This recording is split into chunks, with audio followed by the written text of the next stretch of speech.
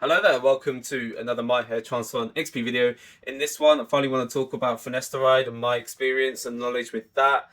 And yeah, let's get into it. Firstly, I just want to say this is all kind of based on, again, my experience, my kind of research on it over the years. I was a late starter to Finasteride and I am not a doctor, nor am I giving out medical advice. And also, if you do decide that you are interested in taking finasteride yourself for your hair restoration plan, just to regrow some or, just sustain what you've got, then make sure it's androgenic alopecia, which is causing your male pattern baldness. And again, make sure you go see a GP, doctor, for that kind of thing. Now, I said in other videos, like my hair loss, my male pattern baldness kind of started at a really young age. I was like 18, 19.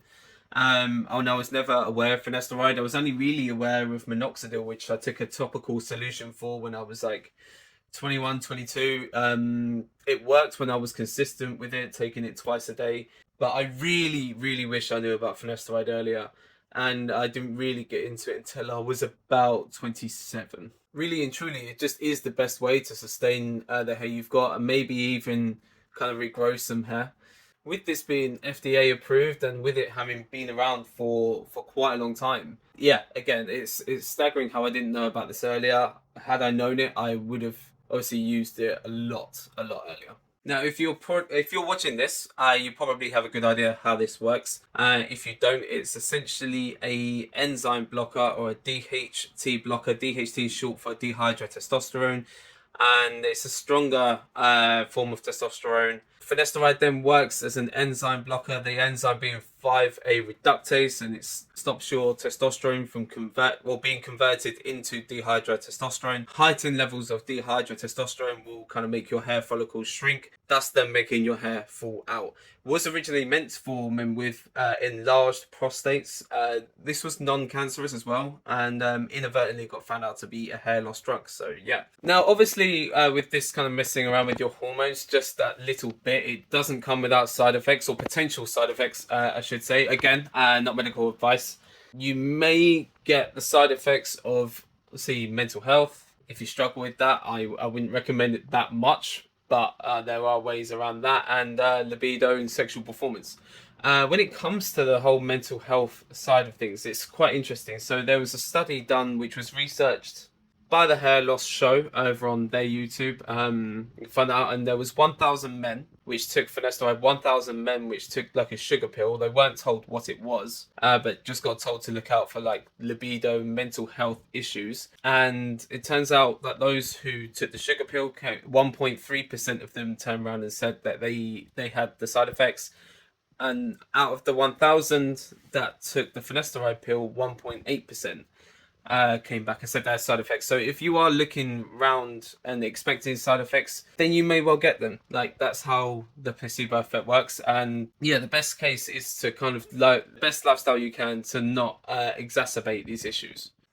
The thing is, with that, like if you're living a kind of shitty lifestyle, you're eating like crap, you're barely exercising, get the impression that something like finasteride will exacerbate these issues. So yeah, you could try all of those kind of things. You could even try, for lack of a better term, not fapping for a little while, as to not feel the libido side effects too much. You can kind of give yourself a reset in that way. Yeah, another potential side effect is you may get sore testicles.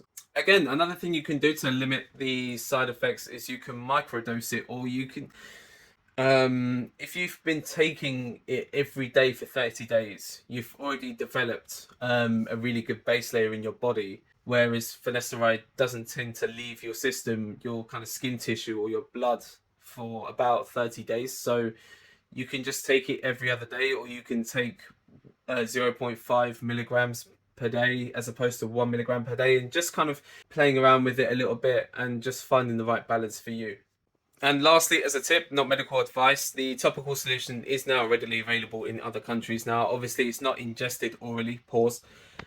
You can just put it on the top of your head, and that would just enter in your skin tissue where it is most important, and can still act as that DHT enzyme blocker. and it won't necessarily affect your hormones as much. It normally comes in 0.25 milligrams worth in a solution. You can obviously get hold of stronger ones, but 0.25 milligram as a topical solution on your head will tend to be enough, especially if you do have that base layer of having taken it orally for at least 30 days. For me, personally, again, I took it when I was about 27, when I was still heavily doing a lot of hair transplant research. I had my hair transplant in 2020 when I was 29. So I haven't taken it till I was 27 till 29, and I'm 33 now, 4 years on from my hair transplant. And yeah, I've not felt the side effects. I've managed to find the right balance for me where I take it at least 5 times a day, 1 milligram. Excuse the voice break. Yeah, obviously I've still got a full head of hair from what I had before. Yeah, little to no side effects. And again, when I have had the side effects, I've just decided to eat a bit better, exercise a little bit more, and just restrict myself in certain other areas as well. So yeah, again, there are ways around it.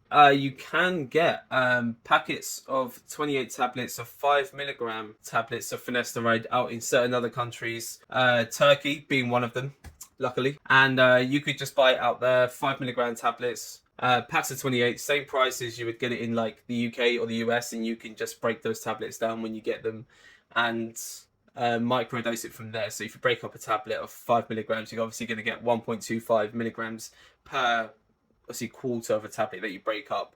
Not so much a good microdosing tip, but more of like a money saving one.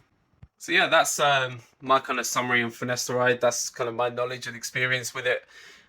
Thank you for watching, and yeah, please like and subscribe to any page that you're watching this on if you want. And yeah, there'll be more videos coming soon. Thank you and peace.